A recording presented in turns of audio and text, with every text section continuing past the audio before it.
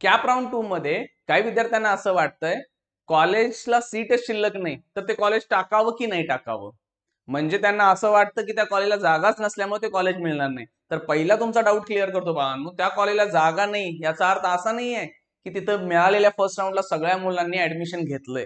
काही विद्यार्थी त्यातले बेटरमेंटला गेलेत आणि मग बेटरमेंटला गेल्यानंतर त्यांचं दुसऱ्या कॉलेजला बेटरमेंट झालं तर ती जागा मोकळी राहणार, आणि ती जागा मोकळी राहिली तर तिथं दुसऱ्या विद्यार्थ्यांना ऍडमिशन मिळणारच आहे ना कॅप राऊंड 2 मध्ये.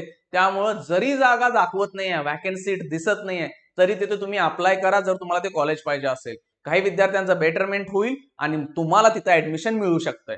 ठीक आहे. असं कधीच होत नाही की 100% विद्यार्थ्यांनी कॉलेजमध्ये जाऊन फी भरली.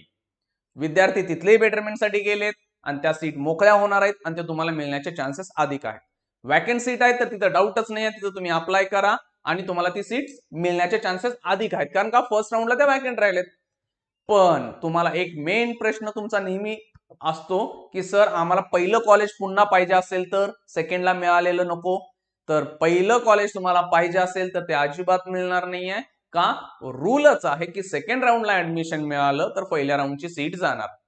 अजून डाऊट एक विद्यार्थ्यांचा असा पडतो की सर आम्हाला फर्स्ट राऊंडला मिळालंच नाही तर आम्ही काय करावं.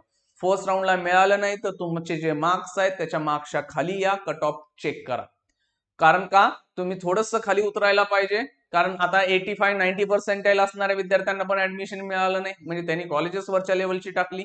सो त्यांनी त्यांच्या कट ऑफच्या थोडंसं खाली आलं तरी चालेल, सीट मिळू दे सेकंड राऊंडला, थर्ड फोर्थला पुढं पाहता येईल.